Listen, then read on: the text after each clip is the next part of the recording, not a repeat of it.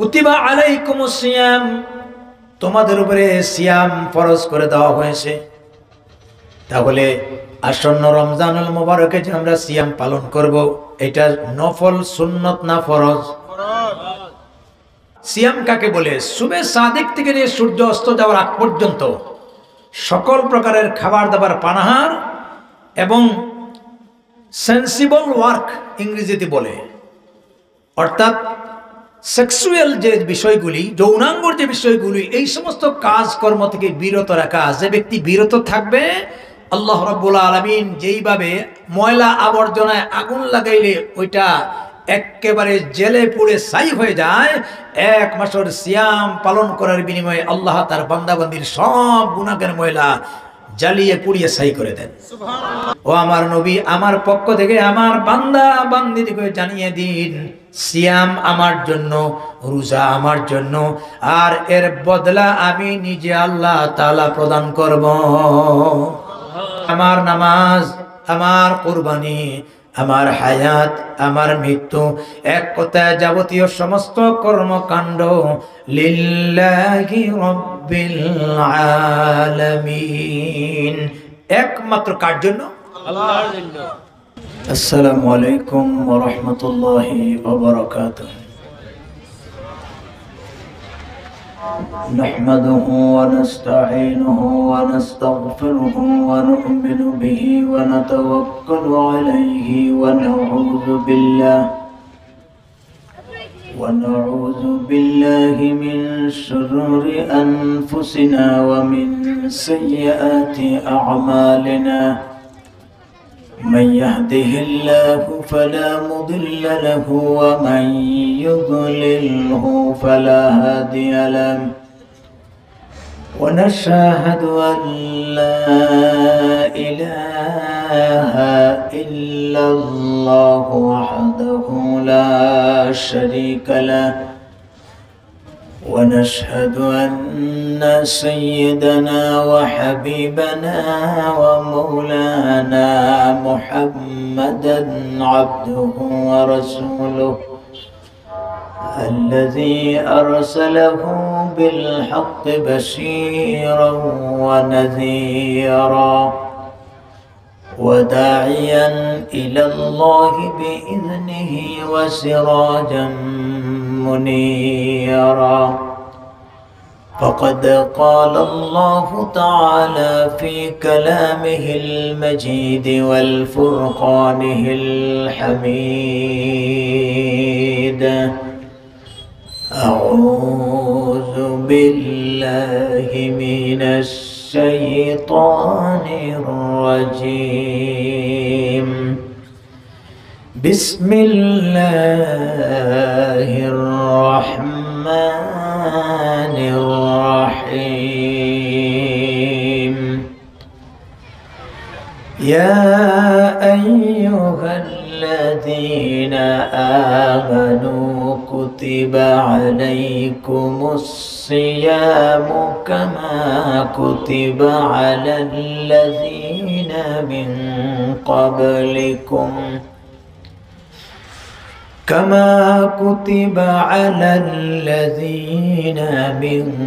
قبلكم لعلكم تتقون.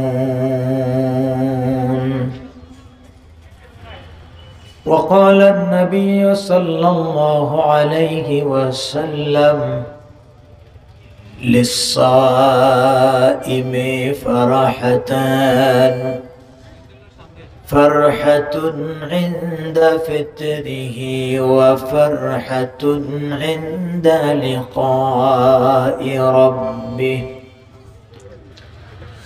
وقال تبارك وتعالى: إن الله وملائكته يصلون على النبي يا أيها الذين آمنوا صلوا عليه وسلموا تسليما.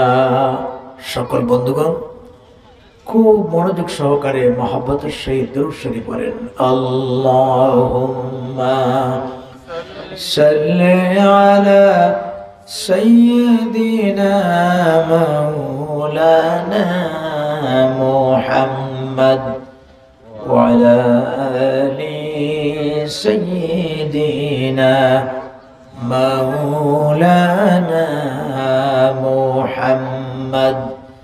আর মনোযোগ দিয়ে পড়েন বালাগাল উলা বিকামালিহি কাশাফাদ দুজা বিজামালিহি হাসনাত জামিউ খিসালিহি সাল্লু আলাইহি ওয়া আলিহি। होना ये फूल तो बुलबुल का तरन्नुम भी न हो, चमन दहन में कलियों का तबस्सुम भी न हो। बलगल उला बिकमालिही कशफद दुजा बिजमालिही हसनत जमीउ खिसालिही सल्लु अलैहि व आलिहि। আমরা আল্লাহ সুবহানাহু ওয়া তাআলার দরবারে আলিয়া শানে কালিমাতুশ শুকর আদায় করছি। আল্লাহ পাক এমন একটি বরকতপূর্ণ চাঁদ, বর্তমান মাসটা মাহে শাবান, রজব মাসের চাঁদ দেখার পরে রাসূলুল্লাহ সাল্লাল্লাহু আলাইহি ওয়াসাল্লাম বরকতের দোয়া করেছেন, আল্লাহুম্মা বারিক লানা ফি রজব ওয়া শাবান ওয়া বাল্লিগনা রমাদান। এর অর্থ হচ্ছে, আয় আল্লাহ তাআলা রজব এবং শাবান মাসকে আমাদের জন্য বরকতপূর্ণ করে দিন, বলি আমিন। এবং রমজান পর্যন্ত যাওয়ার তৌফিক নসিব করুন। তো এরই মাঝে আমরা রজব হাতছাড়া করেছি, এখন শাবান মাস শুরু হয়েছে। খুব অল্প দিনের ভিতরে আমরা মুখোমুখি হচ্ছি বৎসরের ভিতরে সবচেয়ে তাৎপর্যপূর্ণ মাস, মাহে রমজানুল মুবারক। নবী করিম সাল্লাল্লাহু আলাইহি ওয়াসাল্লাম বলেছেন, মান সামা রমাদানা ঈমানান ওয়া ইহতিসাবান গুফিরা লাহু মা তাকাদ্দামা মিন যামবি। যারা ঈমানের সাথে সওয়াবের আশায় একটি মাস সিয়াম সাধনা করবে, আল্লাহ তাআলা তার অতীতের সব গুনাহ মাফ করে দিবেন। সুবহানাল্লাহ। এই মাসটা পাওয়ার জন্য রাসূলুল্লাহ দোয়া করেছেন 3 মাস আগে। মূলত রমজানকে কেন্দ্র করে রজব থেকে বরকত শুরু হয়ে যায়। মা আয়েশা রাদিয়াল্লাহু তাআলা আনহা বলেছেন, আল্লাহর রাসূল শাবানে তিনি খুব বেশি নওয়াফিল বندگی করতেন, বিশেষ করে নওয়াফিল রোজা রেখেছেন। আল্লাহর রাসূলকে জিজ্ঞাসা করা হয়েছিল যে শাবান মাসকে নফল আমলের জন্য বাছাই করলেন, অন্যান্য মাসে এত আমল করতে দেখি না। রাসূলুল্লাহ বলেন, আয়েশা, এই মাসে বান্দার আমলনামা আল্লাহর দফতরে পেশ করা হয়, তো আমি চাই আমার রোজারত অবস্থায় আমলটা আল্লাহর দরবারে পেশ করা হোক। তো আমরা এমন একটি বরকতপূর্ণ মাসে রমজানকে মুখোমুখি এবং বরকতপূর্ণ মাহফিল, কোরআন হাদিসের কথা শোনার আগ্রহ, আমল নিয়ে তুই যদি একটু সময় দেন, তাহলে আমি রমজানকে সামনে রেখে কিছু কথা বলবো ইনশাআল্লাহ। আমি পবিত্র কালামুল্লাহ শরীফের সূরাতুল বাকারার 183 নম্বর আয়াত তেলাওয়াত করছি, যেহেতু রমজান সামনে, এই জন্য রমজানকে টার্গেট করে কিছু কথা বলবো। যদি এই কথাগুলি কান মন দিয়ে শুনেন, হয়তো কাজে লাগতে পারে। আল্লাহ পাক ইরশাদ করছেন, ইয়া আইয়ুহাল্লাযীনা আমানু কুতিবা আলাইকুমুস সিয়ামু কামা কুতিবা আলাল্লাযীনা মিন ক্বাবলিকুম। হে আমার ঈমানদারেরা, কুতিবা আলাইকুমুস সিয়াম আয় ফুরিদা আলাইকুমুস সিয়াম, তোমাদের উপরে সিয়াম ফরজ করে দেওয়া হয়েছে। কামা কুতিবা আলাল্লাযীনা মিন ক্বাবলিকুম, যেইভাবে তোমাদের পূর্ববর্তীদের উপরে এর বিধান ছিল, লাআল্লাকুম তাত্তাকুন, এতে আশা করা যায় তোমরা তাকওয়া অর্জন করতে পারবে। যে আয়াত কেন তেলাওয়াত করলাম, তরজমা পেশ করলাম, এটা সূরাতুল বাকারার 183 নম্বর আয়াত। আল্লাহ তাআলা এখানে ঈমানদারদিগকে খাস করেছেন, ইয়া আইয়ুহাল্লাযীনা আমানু। কোরআনে কারীমে আল্লাহ তাআলা আবার অনেক জায়গায় ইয়া আইয়ুহান নাস বলেছেন, হে বিশ্বের মানব সমাজ। নাস বললে এই শব্দটা হয় ইউনিভার্সাল, সার্বজনীন। এখানে ইমানদার ছাড়া যারা আছে সবাইকে সম্বোধন করা হয়। আর ইয়া আইয়ুহাল্লাযীনা আমানু বললে শুধুমাত্র ইমানদারকে সিলেক্ট করা হয়। তাহলে আল্লাহ তাআলা এখানে রোজার ব্যাপারে নির্দেশ দিচ্ছেন, সিলেক্ট করেছেন ইমানদার দিগকে। কাদেরকে? ইমানদার। একটু সহযোগিতা করবেন, কাদেরকে? ইমানদার। কেন? রোজা তো আরো মানুষে রাখে, খ্রিস্টানেরা রোজা রাখে, হিন্দুরা উপবাস করে, এরপরে জৈনরা উপবাস করে, ইহুদিরা উপবাস করে। দুনিয়ার সকল সম্প্রদায়ের ভিতরে সিয়ামের প্রচলন পাওয়া যায়, যদিও ভিন্ন ভিন্ন ভাবে। এমনকি আল্লাহর সন্তুষ্টির জন্য কোন কোন এমন জাতি আছে যারা এত কঠিন সিয়াম পালন করে, পৃথিবীর ইতিহাসে অন্য কোনো জাতি এত কঠিন সিয়াম পালন করে না। যেমন আমেরিকার একটা এলাকা আছে মেক্সিকো। এই মেক্সিকোর যারা আদিবাসী, তাদের সিয়াম পালনের ধরন ইতিহাসে পাওয়া গেছে। ওদের আকীদা হচ্ছে, ধারণা হচ্ছে, কেউ যদি দেবতার পর্যায়ে পৌঁছতে চায়, নিজেকে দেবতার পর্যায়ে নিতে চায়, তাহলে সে 60 দিন দিন রাত না খাইয়া থাকতে হবে। কয়দিন? 60 দিন। একজন ইংরেজ লেখক ইতিহাস লিখেছেন। এখন সে যে না খাইয়া আছে এটা বুঝাবে কেমনে?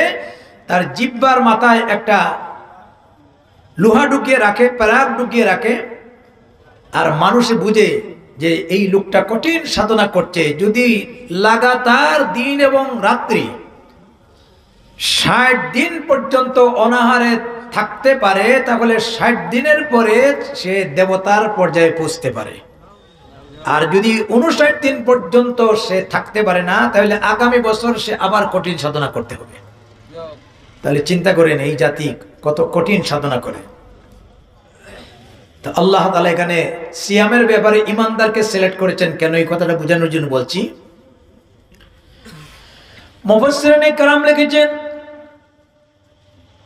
সিয়াম কবুল হওয়ার জন্য, রোজা আল্লাহ রাব্বুল আলামিনের কাছে মকবুল হওয়ার জন্য পূর্ব শর্ত হলো ঈমান থাকতে হবে। কি থাকতে হবে?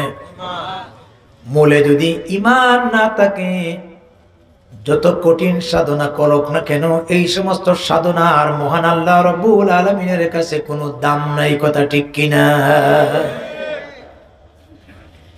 এই জন্য আল্লাহ তাআলা ইমানদার দিগকে সম্বোধন করেছেন, ইয়া আইয়ুহাল্লাযীনা আমানু, হে আমার ইমানদারেরা। আর 2 নম্বর হচ্ছে এটা একটা মহব্বতের বহিঃপ্রকাশ। আল্লাহ বলেন মাবুদ, আমরা হলাম আব্দ। আল্লাহ আমাদের মুনিব, আমরা তার বান্দা। আমরা কার বান্দা? তো বাবা যখন তার সন্তানকে আদর করে ডাকে, তো একটা স্নেহের ভাষা, একটা আদরের ভাষা সিলেক্ট করে, ঠিক কিনা? আবার আল্লাহ রাব্বুল আলামিন ইমানদারদের আসল বন্ধু কোরআনে কারীমে আল্লাহ পাক বলেছেন, আল্লাহু ওয়ালিয়ুল্লাযীনা আমানু, তিনি আল্লাহ, তিনি হচ্ছেন একমাত্র ইমানদারের আসল বন্ধু। সুবহানাল্লাহ বলবেন না? এই জন্য এখানে 2টা বিষয়, একটা হলো রোজা কবুল হওয়ার পূর্ব শর্ত হলো ঈমান আনতে হবে, আর 2 নম্বর আল্লাহ তাআলা ঈমানদার দিগকে মহব্বত হিসেবে ডাক দিয়েছেন, বলেন সুবহানাল্লাহ। এরপরে আল্লাহ রাব্বুল আলামিন বলছেন, কুতিবা আলাইকুমুস সিয়াম, তোমাদের উপরে সিয়াম ফরজ করে দেওয়া হয়েছে। তাহলে আসন্ন রমজানুল মুবারকে যে আমরা সিয়াম পালন করব, এটা নফল সুন্নত না ফরজ? সিয়াম হইল 6 প্রকারের, একটা হলো ফরজ। রমজানুল মুবারকের রোজা রাখা হলো ফরজ। শরঈ উযর ছাড়া আল্লাহ পাক কাউকে মাফ করেন নাই। নির্ধারিত টাইমে শরীয়তের কোনো ওজর থাকলে পরবর্তীতে রাখতে হবে। 2 নম্বরে হলো ওয়াজিব। কেউ যদি মান্নত করে আমার মনের মকসুদটা পূরণ হলে আল্লাহ তোমার নামে রোজা রাখবো, তাহলে এটা ওয়াজিব। 3 নম্বরে হলো বিশেষ বিশেষ মুহূর্তে নওয়াফিল সিয়াম, যেমন প্রতি চন্দ্র মাসের 13, 14, 15 তারিখ, যেটাকে আইয়ামে বীজ বলা হয়, এটা নফল রোজা।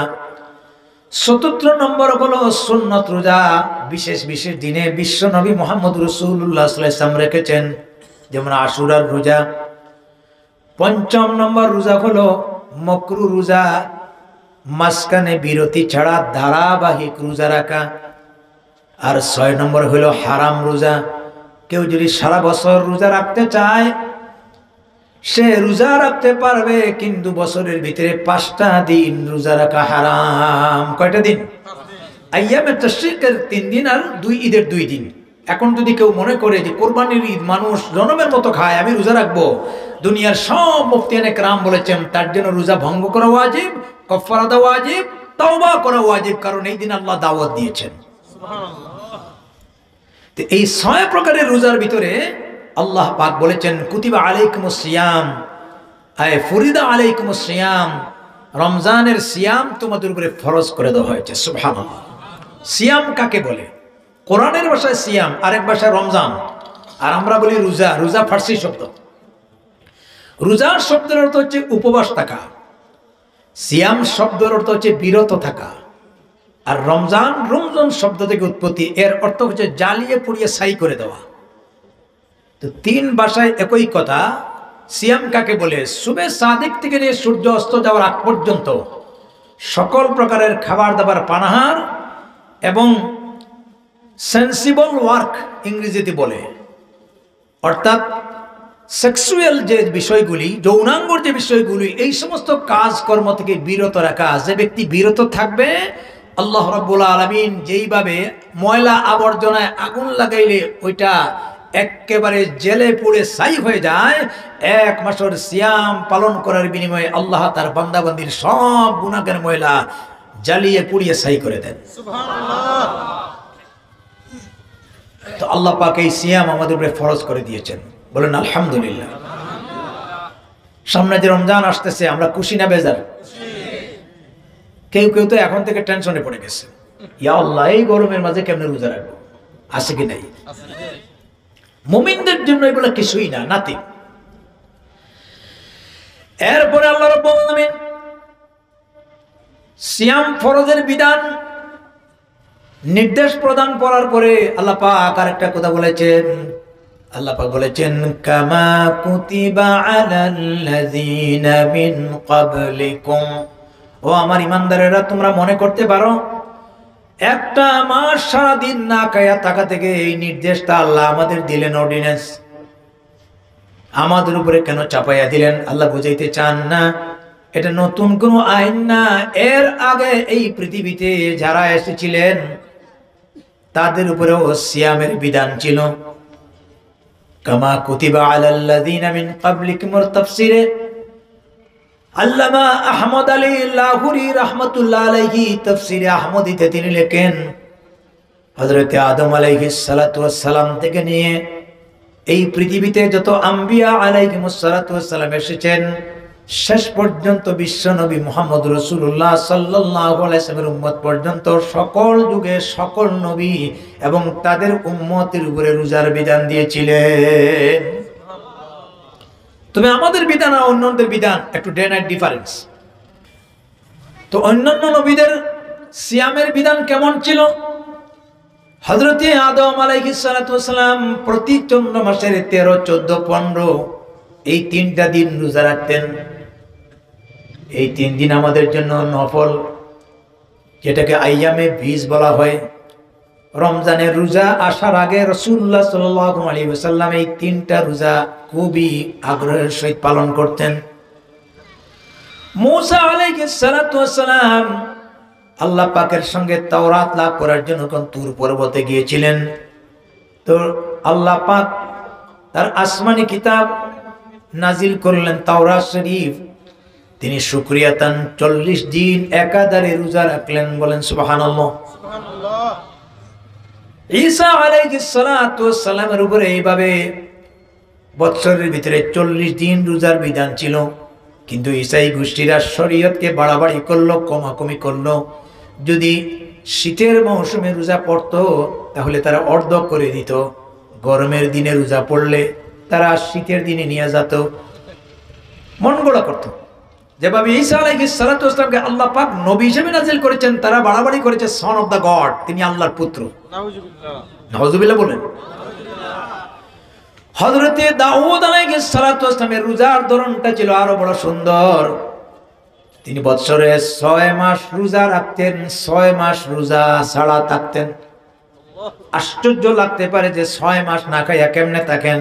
এই 6 মাস বলতে ধারাবাহিক 6 মাস না, বছরের ভিতরে তিনি একদিন রোজা থাকতেন, একদিন রোজা ছাড়া থাকতেন, আরেকদিন রোজা রাখতেন, আরেকদিন রোজা ছাড়া থাকতেন। রাসূল করিম সাল্লাল্লাহু আলাইহি ওয়াসাল্লাম সওমে দাউদের বড় প্রশংসা করেছেন, বলেন সুবহানাল্লাহ। তাহলে দেখা গেল সমস্ত নবীদের যুগে বিভিন্ন সিস্টেমে রোজা ছিল তাদের শরীয়ত অনুযায়ী। আর যে সমস্ত নবীরা আসছিলেন এই সমস্ত নবী ছিলেন গোত্রভিত্তিক, আঞ্চলিক, এলাকা ভিত্তিক। একমাত্র ব্যতিক্রম আপনার নবী, আমার নবী, বিশ্ব নবী মুহাম্মদ রাসূলুল্লাহ। আওয়াজ দিয়ে সবাই পড়েন সাল্লাল্লাহু আলাইহি ওয়াসাল্লাম। আল্লাহ পাক আমাদের নবীকে দিয়েছেন, তিনি কি শুধু আরবের নবী? না। জোরে বলতে হবে। না। কোন এলাকার নবী? না। তিনি হলেন বিশ্ব নবী। তিনি কোন নবী? আল্লাহ পাক কোরআনে কারিমে বলছেন, তিনি পরিচয় দিয়েছেন ইন্নী রাসূলুল্লাহি ইলাইকুম জামিআ। ওরে বিশ্বের মানব সমাজ, আমাকে তোমাদের সমগ্র মানব গোষ্ঠীর জন্য নবী হিসেবে প্রেরণ করা হয়েছে। তাহলে তিনি বিশ্ব নবী। তিনি কি নবী? বিশ্ব নবী। এই জন্য তার উপরে যত শরীয়তের বিধান এসেছে সব বিধান ছিল সার্বজনীন, বিশ্বব্যাপী।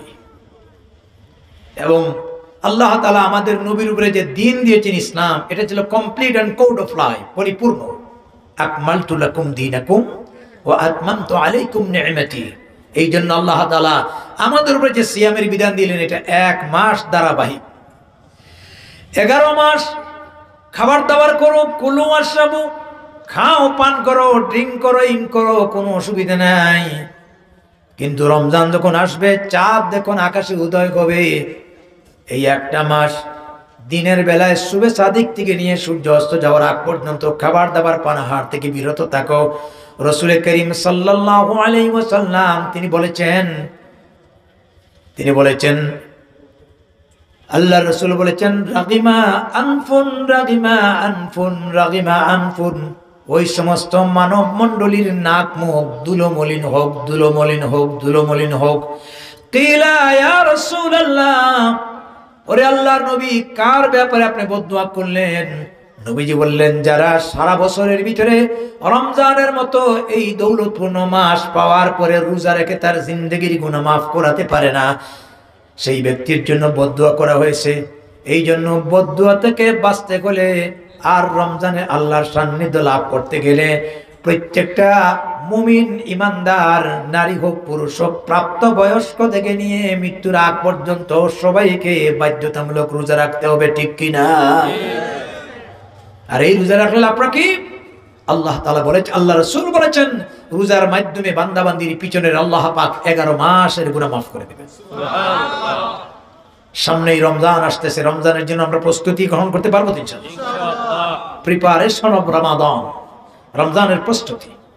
রাসূলুল্লাহ সাল্লাল্লাহু আলাইহি ওয়াসাল্লাম বলতেন, তোমরা এখন থেকে কোমরে কাপড় বাঁধো, কাপড় বাঁধো। কাজ করতে গেলে যেভাবে কাপড় বাঁধে, রাসূলুল্লাহ বলেছেন রমজানের জন্য তোমরা কাপড় বাঁধো, পেটে কাপড় বাঁধো আর প্রস্তুত নাও। সুবহানাল্লাহ। তো এই হলো রমজান। এখন আল্লাহ তাআলা কোরআনের 183 নম্বর আয়াত সূরাতুল বাকারার শেষ অংশে বলেছেন, রোজা রাখলে লাভটা কি? লাভ তো জানতে হবে। কথা বলে না, ঘুমে গেছেন মনে হয়। আল্লাহ রাব্বুল আলামিন বলছেন লাআল্লাকুম তাত্তাকুন, আশা করা যায় সিয়ামের দ্বারা তোমরা তাকওয়া অর্জন করতে পারবে। তাকওয়া, তাকওয়া জিনিসটা কি? তাকওয়া ওয়াকায়াতুন শব্দ থেকে উৎপত্তি, এগুলো হলো তাফসীরমূলক কথা। ওয়াকায়াতুন শব্দ থেকে উৎপত্তি, এর আবিধানিক অর্থ হচ্ছে বেঁচে থাকা, ভয় করা, সাবধানে চলা, সিনসিয়ার, অত্যন্ত সাবধানে চলা। শরীয়তের পরিভাষায় আল্লাহ পাকের সকল প্রকারের নিষিদ্ধ কাজ থেকে নিজেকে বিরত রেখে চলার নাম তাকওয়া। এটার জন্য আরো সুন্দর একটা ব্যাখ্যা দিতে পারি, যেমন আমিরুল মুমিনিন সাইয়্যিদনা হযরত ওমর রাদিয়াল্লাহু তাআলা আনহু, তিনি আল্লাহ রাসূলের একজন বিশিষ্ট সাহাবী। ওনাকে বলেছিলেন উবাই ইবনে কাব, ভাই দাঁড়াও তো দেখি, তুমি আমার একটা বিষয়ের সংজ্ঞা দিতে পারবে, মানে তাকওয়া, তাকওয়া কাকে বলে? কথাগুলি খুব কান মন দিয়ে শুনেন। যার কাছ থেকে তাকওয়ার সংজ্ঞা জানতে চাচ্ছেন ইনি রাসূলুল্লাহর একজন সাধারণ সাহাবী, আর যিনি জানতে চাচ্ছেন উনি ছিলেন ইসলামের দ্বিতীয় খলিফা হযরত ওমর, যার সম্পর্কে রাসূলুল্লাহ বলেছেন লাউ কানা বা'দি নাবিয়্যান লাকানা ওমর, এই পৃথিবীতে আল্লাহ কাউকে আমার পরে নবী বানাইলে ওমর নবী হওয়ার যোগ্যতা রাখে। সুবহানাল্লাহ। তাহলে তিনি জানতে চাচ্ছেন কেন আরেকজনের কাছ থেকে? যার কাছ থেকে জানতে চাচ্ছেন তিনিও কম না, তিনি হচ্ছেন উবাই ইবনে কাব। উনি ছিলেন বিশিষ্ট কারি। মাঝে মাঝে রাসূলুল্লাহ তাকে ডেকে বলতেন, কাব তুমি কোরআন তেলাওয়াত করো, তোমার তেলাওয়াতের ভিতরে জিবরিলের আওয়াজের সাদৃশ্য পাওয়া যায়। সুবহানাল্লাহ। জিবরিল যখন কোরআন নিয়ে আসতেন, বিশেষ করে রমজান শরীফে বেশিরভাগ আল্লাহর নবীর কাছে কোরআন নিয়ে আসতেন, নবীজি শুনতেন আর জিবরিলের কণ্ঠে মিলিয়ে তিনি বারবার পড়তেন। আল্লাহর রাসূলের এই কোরআনকে কণ্ঠস্থ করা দেখে আল্লাহ তাআলা নবীকে কষ্ট দিতে চান না। কোরআনে কারীমে আল্লাহ পাক বলেছেন লা তুহাররিক বিহি লিসানাকা লিতাআজালা বিহি ইন্না আলাইনা জামআহু ওয়া কুরআনা। আমার নবী, আমার জিবরিলের কাছ থেকে কোরআন কণ্ঠস্থ করার জন্য আপনার জিহ্বাকে সঞ্চালন করবেন না, কষ্ট করবেন না। আমার জিবরিল শুধু পড়বে আর আপনি শুধু শুনবেন, আর আমি আল্লাহ রাব্বুল আলামিন আপনার সিনার ভিতরে আমার কোরআনকে মুখস্থ করিয়ে দিব। জোরে বলেন সুবহানাল্লাহ। শোনা আপনার কাজ আর মুখস্থ করা আমি আল্লাহর কাজ। আপনার এই সিনার ভিতরে কণ্ঠস্থ করা, মুখস্থ করা, এটা কার কাজ? আল্লাহ পাকের কাজ। তো সেই উবাই ইবনে কাবকে বলছেন, ভাই আমার তাকওয়ার একটা সংজ্ঞা দাও। তার মানে হলো হযরত ওমর রাদিয়াল্লাহু তাআলা আনহু তিনি যত বড়ই ইসলামের জ্ঞানী হন না কেন, তাদের ভিতরে ছিল বিনয় এবং বিনম্রতা। তার ধারণা ছিল যে আমি যতটুকু তাকওয়া সম্পর্কে সংজ্ঞা জানি, আমার এটা রং না রাইট, এই জন্য তিনি নিজেকে ছোট মনে করে অপরের কাছ থেকে জ্ঞান অর্জন করেছেন। সুবহানাল্লাহ।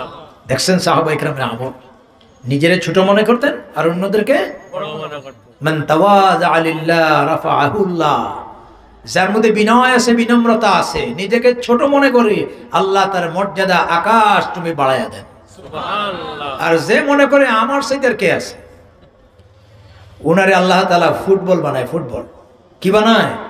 ফুটবল এই পা থেকে ওই পা যায়, ওই পা থেকে ওই পা যায়, মানুষের পায়ের লাথি খাওয়ায়। ঠিক কিনা বলেন? তাহলে আমরা এখানে বিনয়ের শিক্ষা পেলাম। কিসের শিক্ষা?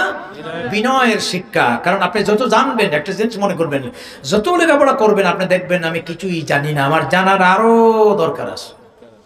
এই জন্য এই পৃথিবীতে যত বড় বড় দার্শনিক, যত বড় বড় বৈজ্ঞানিক, যত বড় বড় আলেম, সবাই কিন্তু মুসলমান বলেন অমুসলমান বলেন, সবাই কিন্তু তার জীবনের সায়ান্নে বলেছেন, শেখ সাদি রহমতুল্লাহ আলাইহি, মালুম সুদকে হিচ মালুম নসওয়াদ, সারা জীবন জ্ঞান অর্জন করে এতটুকু জানছি যে কিছু জানি না।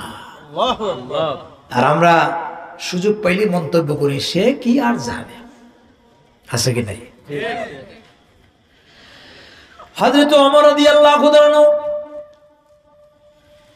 কাবের কাছে যখন জানতে চাইলেন তাকওয়া জিনিসটা কি, তিনি সঙ্গে সঙ্গে বলেন, আমিরুল মুমিনিন পাল্টা একটা প্রশ্ন করলে ব্যাখ্যার মধ্যে আছে, আমি জানতে চাই আপনি কি কোনোদিন কণ্টাকাকীর্ণ সরু রাস্তা দিয়ে যাতায়াত করেছেন।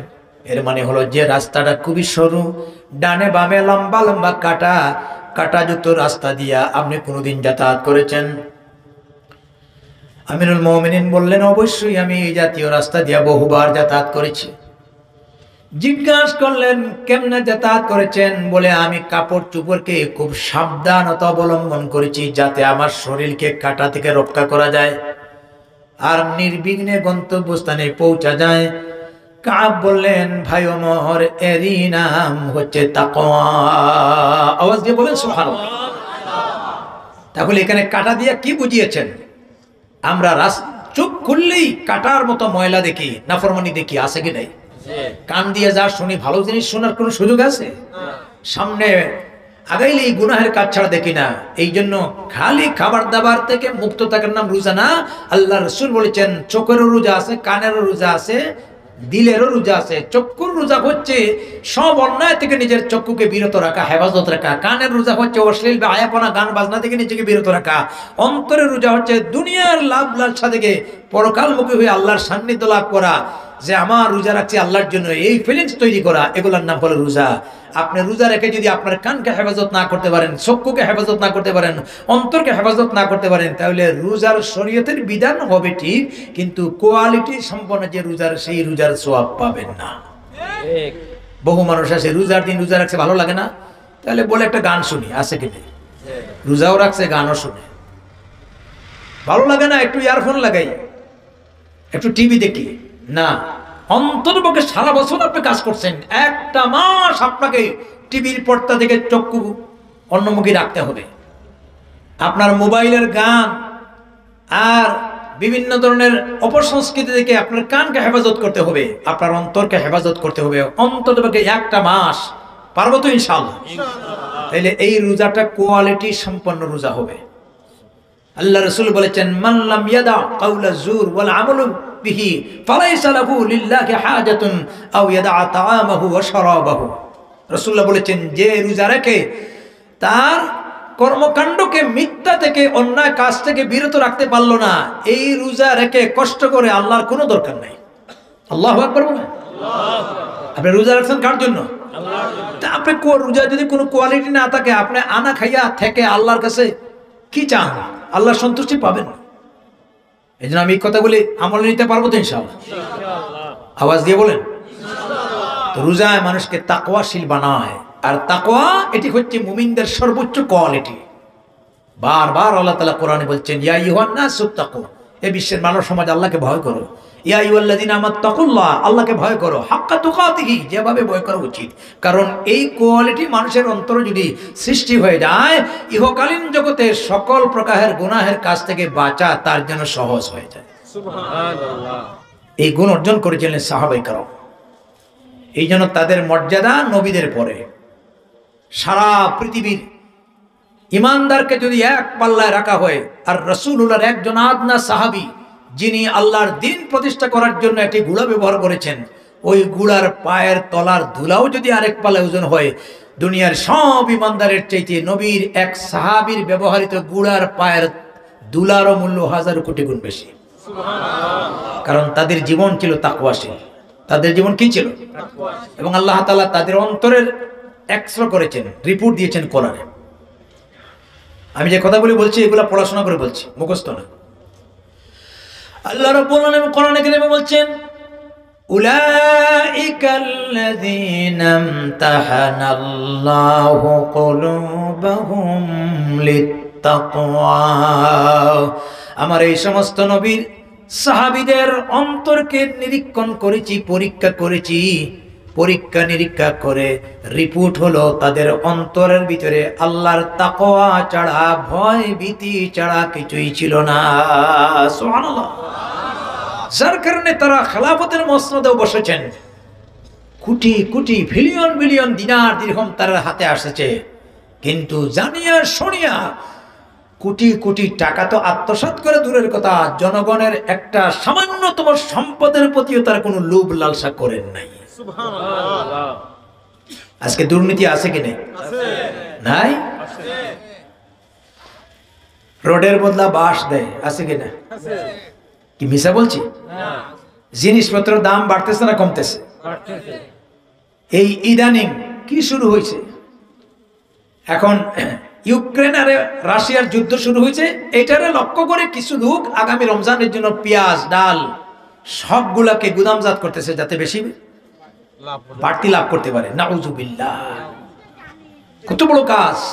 অথচ বিদর্মীরা ওই কাজ করে না। আমি লন্ডনে দেখেছি, ওখানে রমজানের দিনে তাদের যে দোকানগুলি আছে, দোকানের ভিতরে আপনার জানে যে মুসলমানরা সুলা খায়, পেঁয়াজ খায়, রসুন খায়, এগুলা বেশি পরিমাণে লাগে, তো ওই জায়গার ভিতরে তারা একটা কাপড় লাগাইয়ে দেয় সেল, মানে মুসলমানদের জন্য রোজার কারণে জিনিসপত্র একটু দাম কম দেওয়া হয়েছে।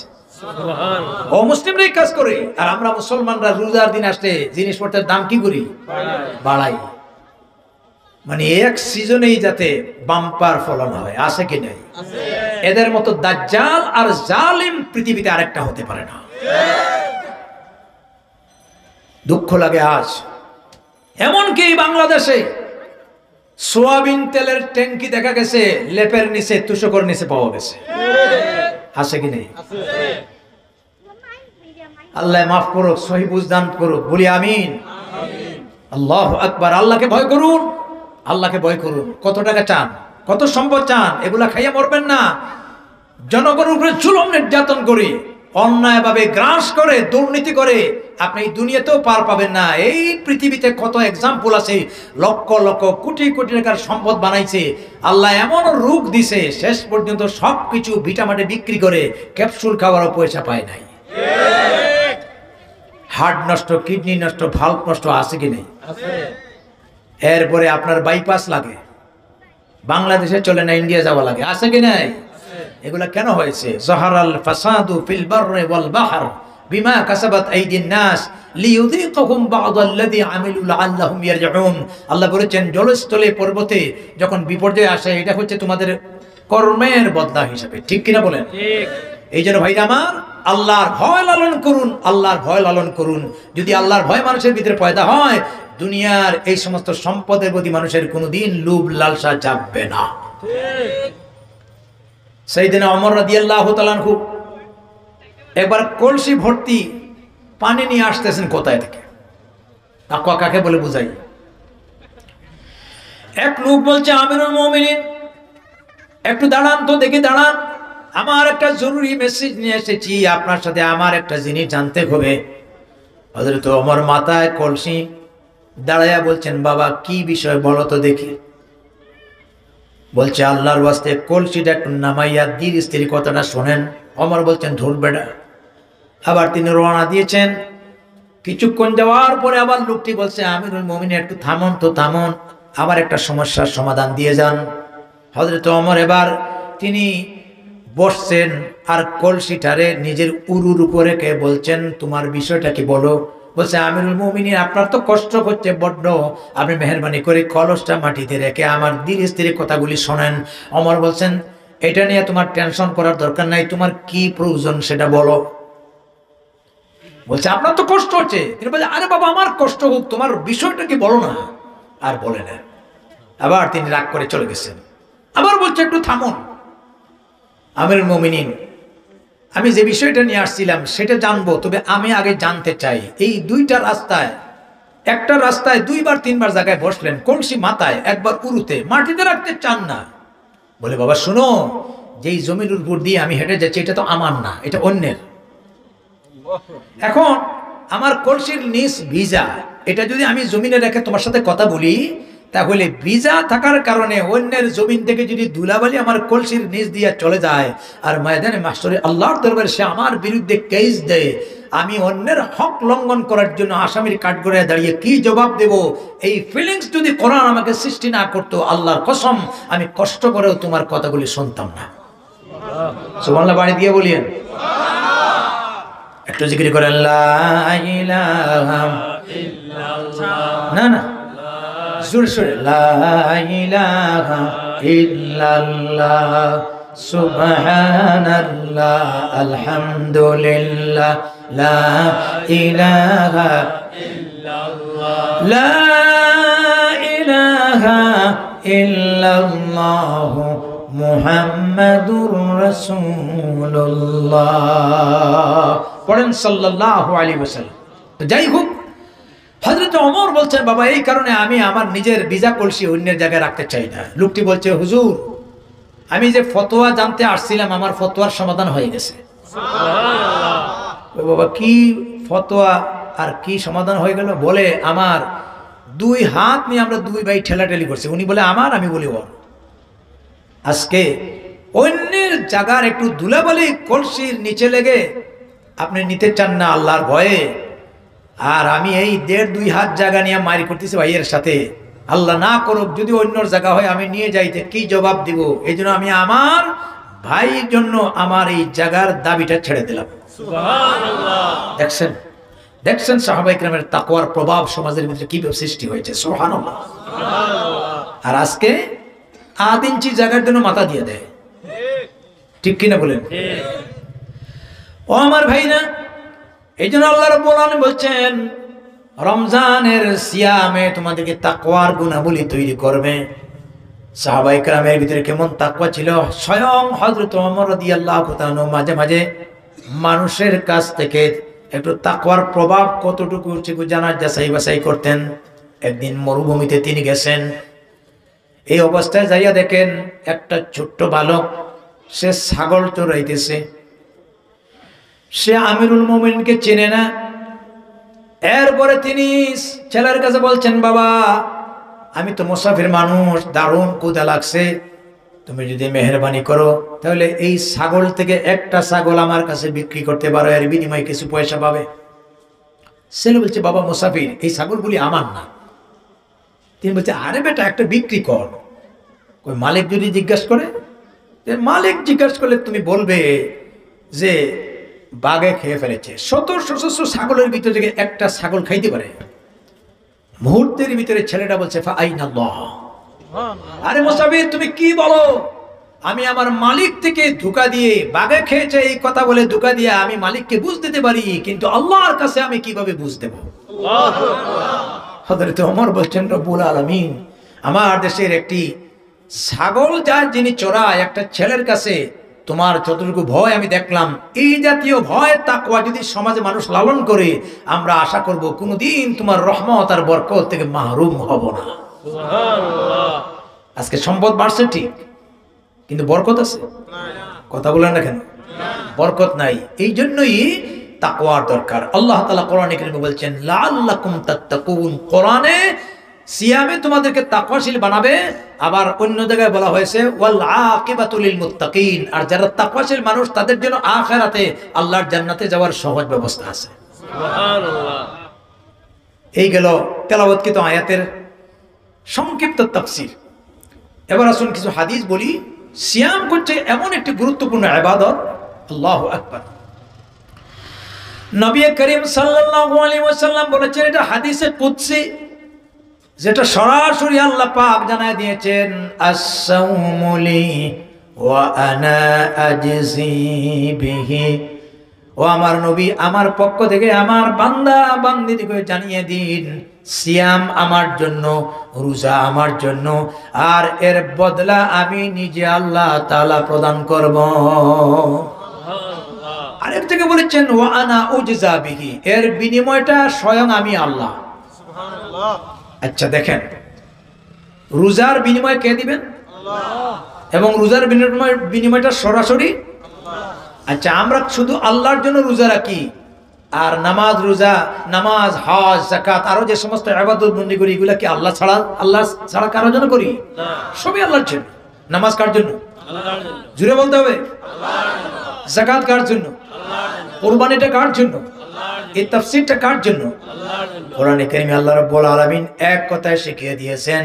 আল্লাহ পাক তার নবীকে বলেছেন, কুল ইন্না সালাতি, পড়েন সবাই, কুল ইন্না সালাতি ওয়া নুসুকি ওয়া মাহইয়ায়া ওয়া মামাতি লিল্লাহি রাব্বিল আলামিন। ওহে আমার নবী, আপনি বলে দিন, যখন তারা নামাজ পড়ে সে যেন বলে আমার নামাজ, আমার কুরবানি, আমার হায়াত, আমার মৃত্যু, এক কথায় যাবতীয় সমস্ত কর্মকাণ্ড লিল্লাহি রাব্বিল আলামিন, একমাত্র কার জন্য? আল্লাহর জন্য। তো আল্লাহর জন্য যদি আমরা করি, কিন্তু হাদিসের ভিতরে শুধুমাত্র রোজার ব্যাপারে পাওয়া গেল আস-সাওমুলি, রোজাটা আমার জন্য, সিয়ামটা আমার জন্য, কিন্তু কোন হাদিসে এই জাতীয় কথা পাওয়া গেল না আস-সালাতুলি, নামাজটা আমার জন্য, আর নুসুকুলি, কোরবানিটা আমার জন্য, আল হাজ্জুলি, হজটা আমার জন্য। কেন? এই রহস্যটা বোঝানোর জন্য আমি বলছি। খারাপ লাগতেছে? তত্ত্বপূর্ণ কথা। এর ব্যাখ্যায় মুহাদ্দিসিনে কেরাম লিখেছেন, সিয়াম ছাড়া যতগুলি ইবাদত, এই সমস্ত ইবাদতের ভিতরে লৌকিকতা আছে, বাহ্যিক দেখার মতো বিষয় আছে। কেবলমাত্র সিয়াম হচ্ছে এমন একটি গোপন ইবাদত যেটা দেখার মতো কিছুই নাই। যেমন নামাজ আমরা পড়ি, ওযু করতে হয়, জামাতে শরীক হতে হয়, জনগণের সামনে আমরা জামাতে গিয়ে শরীক হই, আজান হলে আমরা রাস্তা দিয়ে মসজিদে যাই, এগুলা বাহ্যিক মানুষের নজরে পড়ে কিনা? তো আলহামদুলিল্লাহ আমরা নামাজ পড়ি। আবার এর ভিতরে কিছু লোকও আছে নামাজ পড়ে জনগণের দেখার জন্য, আছে কিনা? সিজনে সিজনে নামাজ পড়ে। এই দেখবেন শবে বরাতের রাত মসজিদ যেভাবে ভর্তি হবে, এর পরের দিন বেশ অর্ধেক মুসল্লি নাই, ডিলেট হয়ে যাবে। ঠিক কিনা বলেন? এই রাত কেন যায়? কয় সর্বনাশ, সারা বছর গেলাম না, আর সব এই দিন মসজিদের আমি না যাই কপাল ভরা। বউ ধাক্কায়, ইন্না লিল্লাহ, তুমি মানুষের খাম করো, আজ তোর দিনও মসজিদে যাও না, বউর ধাক্কায় গড়ে থাকতে পারি না, মসজিদে যায়, আছে কি নাই? মানুষে কি কইব? তাহলে সে যে যাচ্ছে নামাজে, উদ্দেশ্য আসলে নামাজ না, উদ্দেশ্য হইল সমাজ রক্ষা করা, শবে বরাতের নামাজি। ঠিক কিনা? বহু লোক আছে হজ করে আল্লাহর জন্য, কিন্তু কিছু লোক আছে হজ করে তাকে হাজি সাহেব ডাকার জন্য, আছে কি নাই? আমি এক হাজি সাহেবের বাসায় গেলাম, ছেলেরে বলছে, বাবা আয়, বিশ্ববিদ্যালয়ের কেন্দ্রীয় মসজিদের খতিব আসছে, আমার 3 নম্বর বছরের হজের যে জমজমের পানি থেকে 1 গ্লাস পানি দে। তা আমি জিজ্ঞাসা করলাম, হাজি সাহেব 3 নম্বর হজ কোনটা? হজ আবার 3 নম্বর আসেনি, 2 নম্বরও তো নাই। কই না না, আপনি বুঝছেন না, আমি 3 বার হজ করছি। মূল উদ্দেশ্য হলো বুঝাইতে স্যার যে 3 বার হজ করছে। হজ করলো কার জন্য? না মানুষ দেখানোর জন্য? হাকিমুল উম্মত, মুজাদ্দিদে মিল্লাত আল্লামা আশরাফ আলী থানভী রাহমাতুল্লাহ আলাইহির একটা সুন্দর হাসির কুমূলক ঘটনা আছে। তিনি একবার রেলে যাচ্ছেন তানাবুন, তো দুই প্যাসেঞ্জার বসছে, রেলের সিটগুলি থাকে মুখামুখি। একজন বলছে, ভাইজান আপনার নাম কি, কোথায় নামবেন, কোন স্টেশনে যাবেন? উনি বলছে, আমার নাম না হাজী সলিমউদ্দিন, আমি অমুক স্টেশনে থামবো। একটু পরে বলছে, ভাই আপনার নাম তো জানলাম না, আপনার পরিচয় কি, আইডেন্টিটি জানান। সে কয়, আমার নাম নামাজি কলিমউদ্দিন। উনি কই, বুঝলাম না, নামাজি কলিমউদ্দিন। কই, আপনি যে হাজী সলিমউদ্দিন বললেন? কই না, এবারে হজ করছি এই জন্য হাজি হয়েছি। কয়, এই শোবরাতের রাতে নামাজ পড়ে নামাজি হয়েছি। দেখেন মানুষের ভিতরে। অথচ এই নামাজ, হজ আল্লাহর জন্য, কোনোদিন নামের পিছনে হাজি লাগবেন না, এটা কোনো টাইটেল না, এটা কোনো লকব না, এটা কোনো প্রতিষ্ঠানিক পদবি না। ঠিক কিনা বলেন? তো সব ইবাদতের ভিতরে লৌকিকতা আছে। রোজা করছে এমন একটি ইবাদত যেটা সুবে সাদিকের সময় আপনাকে উঠতে হয় সেহরি খাওয়ার জন্য, এরপরে আপনি সেহরি খাইয়া যে রোজা রাখলেন সারাদিন, আসলেই আপনি রোজা রাখছেন কি না এটা আপনি ছাড়া আর আপনার আল্লাহ ছাড়া কেউ জানে না। কথা ঠিক কিনা? অবশ্য আমাদের দেশে কিছু লোক আছে দিনের বেলায় মানুষের সামনে মুখ বন্ধ করে রাখে, গোপনে গোপনে খায়। রমজান আসলে আরেকটা পার্টি বেড়ে যায়, পার্টি, ইফতার পার্টি। কি পার্টি? ইফতার পার্টি। ইফতার পার্টির দাওয়াত দেয়, তো কয় ইন্না লিল্লাহ, রোজা না রাখিয়া করছে গুনাহের কাম, ইফতার না করিয়া করবো আরো জাহান্নামের কাম। এটা হতে পারে না। রোজা রাখে না কিন্তু ইফতার ছাড়ে না, এমনও মুসল্লি আছে কি নাই? কথা বলেন না কেন? রোজা রাখলো না, যারা ইফতার করে যতই কোরমা পোলাও বিরিয়ানি খায় না কেন, এদের কাছে গরুর ছাগলের ঘাস খাওয়ার সমতুল্য। আর অরিজিনাল যারা রোজাদার, তারা যদি রোজা রেখে পানিও খায়, এই পানির ভিতরে যে মজা, ছানার ভিতরে যে মজা, মুড়ির মাঝে যে স্বাদ, এটা রোজা ছাড়া কোরমা পোলাও বিরিয়ানির মাঝেও সেই স্বাদ পাওয়া যায় না।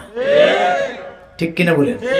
আমি তো 27 বছর বিশ্ববিদ্যালয়ে চাকরি করি, এরা মুড়ি খায় কিভাবে আমি আশ্চর্য হলাম। হায় হায়, কিন্তু এখন অভ্যাস হয়ে গেছে। মুড়ির মধ্যে একটা মজা আছে, ঠিক কিনা? আমার ভাইরা, এই জন্য আল্লাহ তাআলা জানায়া দিলেন যারা রোজা রাখে, এখানে লৌকিকতা কিছু নাই, সে যে রোজা রাখছে আমি আল্লাহ জানি। আর যারা রোজাদার তার একটা পরিচয় হলো যত দিন আস্তে আস্তে বাড়বে তত মাথা গরম হবে। কি গরম হবে? রাগ গুসা বাড়বে। আল্লাহ রাসূল বলেছেন এই সময় তুমি সবর ধরবে, সবরের বদলে আল্লাহর কাছে জান্নাত আছে। কিছু কিছু রোজাদার আছে কয় বেশি মাতিস না, রোজারা কি করছি একটা আর মার্ডার করবো আর একটা, ঠিক কিনা বলেন? এই সময় নিজের সামাল দিবেন, সবর ধারণ করবেন। এরপরে এই যে কষ্টটা সারাদিন পেট থেকে এক ধরনের গ্যাস তৈরি হয়, চিকিৎসা বিজ্ঞানীরা বলেছেন এই গ্যাসের নাম টক্সিন। আল্লাহ রসুলের হাদিসের সঙ্গে মিলে ওই গ্যাসটা যখন মুখ দিয়ে বের হয় তো রোজাদারের মুখের স্বাভাবিক দুর্গন্ধ আল্লাহ রাব্বুল আলামিনের কাছে কস্তুরীর চাইতে, মৃগ নাভির চাইতে বেশি প্রিয়।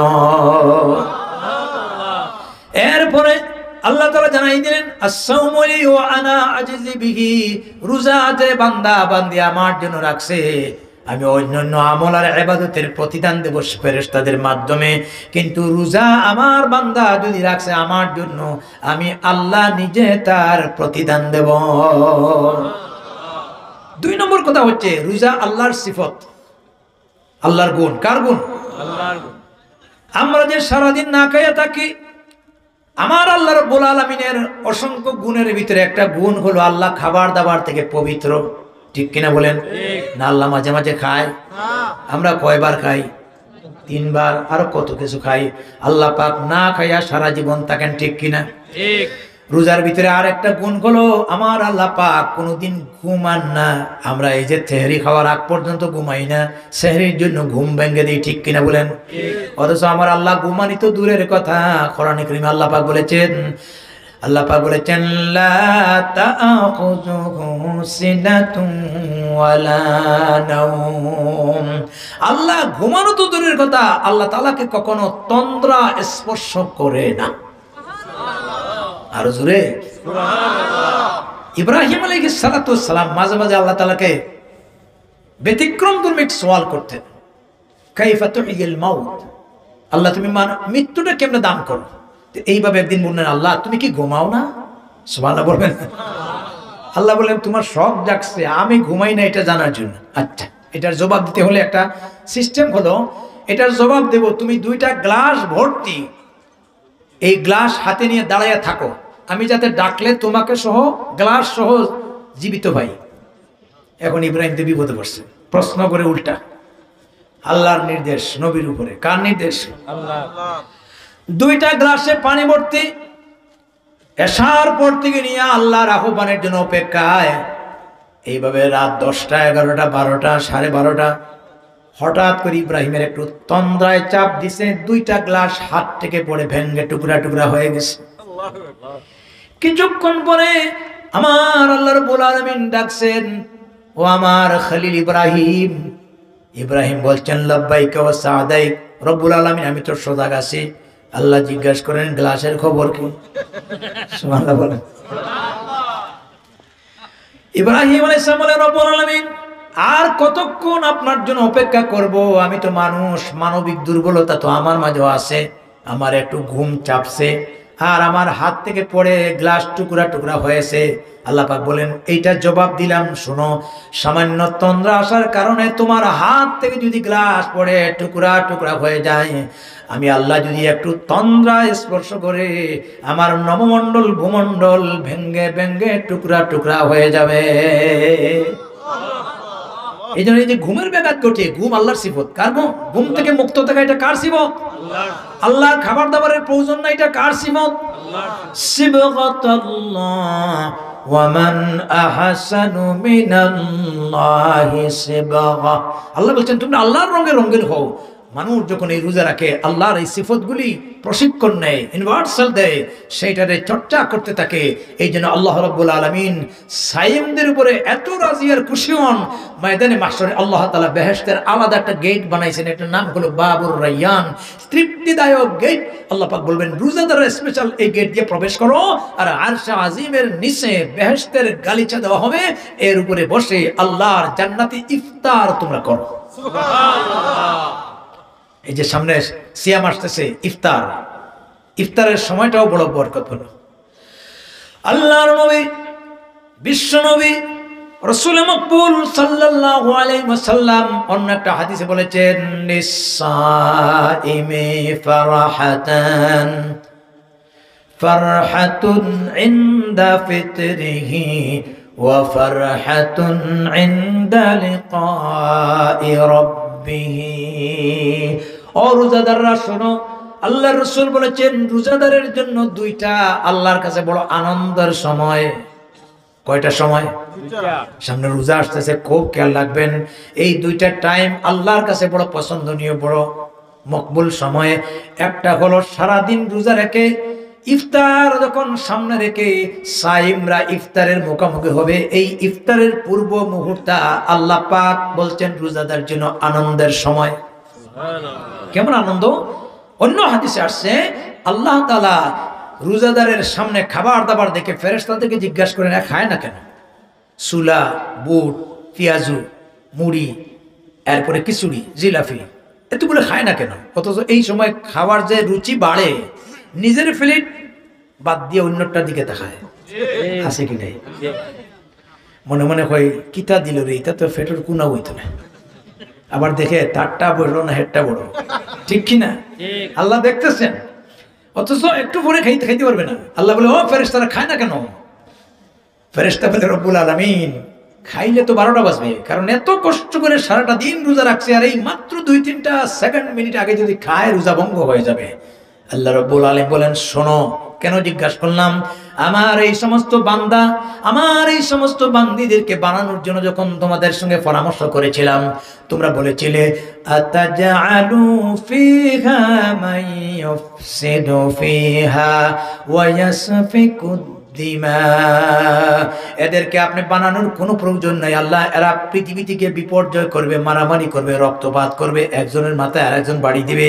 আল্লাহ বলেন, সবাই না, এর ভিতরে আমার কিছু মকবুল মুখলিস বান্দা আছে যারা একনিষ্ঠতার সাথে আমার ইবাদত করে। তোমরা সাক্ষ্য থাকো, আমার এই বান্দাকে ইফতারের পূর্ব মুহূর্ত তাদের জিন্দেগির সমস্ত গুনাহগুলি মাফ করে দিলাম। এটা এই জন্য এটা আনন্দ, যে রোজার আগে প্রত্যেকদিন আল্লাহ মাফ করে দেন। আমার ভাইরা, 2 নম্বরের আনন্দ হবে আরো বড় আনন্দ। সেই আনন্দটা কি আনন্দ? স্বয়ং রাসূলুল্লাহ বলেছেন, ওয়া ইনদা লিকাই রাব্বিহি, কিয়ামতের দিন ময়দানে মাশরে আল্লাহর সঙ্গে যখন রোজাদারদের সাক্ষাৎ হবে। সুবহানাল্লাহ।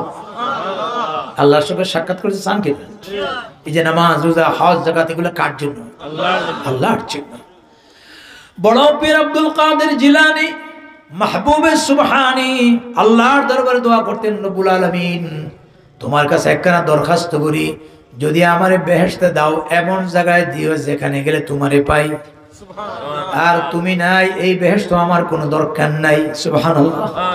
আসলে আল্লাহর সঙ্গে দেখা করা কি যে আনন্দের ব্যাপার, এটা ভাষায় বোঝানো সম্ভব না। হাদিস শরীফে আসছে, ইবনে মাজার হাদিস, রাসূলুল্লাহ সাল্লাল্লাহু আলাইহি ওয়াসাল্লাম বলেছেন, জান্নাতীরা যখন বিচার ফয়সালা হওয়ার পরে বেহেশতের আবাসস্থলে চলে যাবে, দীর্ঘ যুগ যাবে, বেহেশতের আনন্দে মতোয়ারা থাকবে, তো মাঝে মাঝে আল্লাহর পক্ষ থেকে জান্নাতীদের একটু খোঁজ খবর নেওয়া হবে। সুবহানাল্লাহ। বেহেশতের সুন্দর করতে সুবহানাল্লাহর আওয়াজ বড় হওয়ার কথা, আরো জোরে সুবহানাল্লাহ। আল্লাহ খোঁজ নেবেন যে আমার বান্দা বান্দি জিজ্ঞাসা করে কেমন আছে। বেহেশতীরা বলবে, রব্বুল আলামিন কেমন আছে, আমরা এটা কিভাবে বুঝাবো? যেটা তোমার নবী বলেছেন, আ'আদতু লিইবাদিয়াস সালিহিন মা লা আইনুন রাআত ওয়ালা উযুনুন সামিআত ওয়ালা খাতারা আলা কলবি বাশার। আমার নেককার বান্দা বান্দীদের জন্য এমন এক জান্নাত আমি নির্মাণ করেছি যেটা আজ পর্যন্ত কোনো চোখে দেখে নাই, যার বর্ণনা পূর্ণাঙ্গ বর্ণন করার মতো মানুষের সাধ্য নাই, এমনকি অন্তর দিয়ে অনুধাবন করার মতো কোনো সাধ্য নাই। আমরা সেই জায়গাতে এসেছি, কিভাবে আল্লাহ আমরা বুঝাবো? আমরা যা শুনছিলাম 100% এখানে আসিয়া লাহুম মা তাদউন, আমাদের মনের ইচ্ছার সব কিছু পেয়েছি। সুবহানাল্লাহ। এবার আল্লাহ বলবেন আচ্ছা আর কিছু চায়? সুবহানাল্লাহ বলেন। একজন আদনা যারা পরিমাণ যার ঈমান আছে সেও এই পৃথিবীর সমতুল্য 10টা পৃথিবী সমান জান্নাত পাবে। সুবহানাল্লাহ। তো আল্লাহ তাদেরকে জিজ্ঞাসা করবেন তোমাদের মনে আর কিছু চায়? বলবে আল্লাহ আর কি চাওয়ার আছে? যা শুনছিলাম তা পাইছি, আর কি আর এর উপরে কি আর চাইব? তবে কেউ কেউ বলবে রব্বুল আলামিন আমাদের কিছু চাওয়া আছে। বলে কি চাওয়া? বলবে রব্বুল আলামিন দুনিয়ার জীবনে আমার বন্ধু আমার ফ্রেন্ড আমরা একই সাথে লেখাপড়া করেছি, একই সাথে চলাফেরা করেছি, খেলাধুলা করেছি, কিন্তু বন্ধুটা ছিল একটু ভালো আমলদার নেককার। আমি ছিলাম আমলের দিক দিয়ে পিছনে, ইবাদতের বন্দেগীর দিক দিয়ে পিছনে। আজকে পরকালে আসিয়া সে জান্নাতুল ফেরদাউসের মেহমান, আর আমার আমলের কারণে আমি নিম্ন স্তরের জান্নাতে আছি। দয়া করে আমাকে আবার দুনিয়াতে দাও, আমি তোমার গোটা জীবন ভর ইবাদত বন্দেগী করে জান্নাতুল ফেরদাউসের মেহমান হওয়ার চেষ্টা করব। সুবহানাল্লাহ। লোভ বাড়বে। আল্লাহ বলবেন না, কসমিন কালেও পৃথিবীতে আবার পাঠানোর কোনো সুযোগ নাই। হিন্দুদের আকীদা হলো তারা পুনর্জন্ম হয়। কি হয়? তাদের ধারণা হলো যদি তুমি ভালো কাজ করো আবার মানুষ হয়ে জন্মগ্রহণ করবে, আর যদি খারাপ কাজ করো তাহলে তুমি গরু বাছুর অথবা শিয়াল কুকুর হয়ে জন্মগ্রহণ করবে। নাউজুবিল্লাহ। আমরা এই পৃথিবী থেকে চলে গেলে আর পৃথিবীতে আসবো না। না আসবো?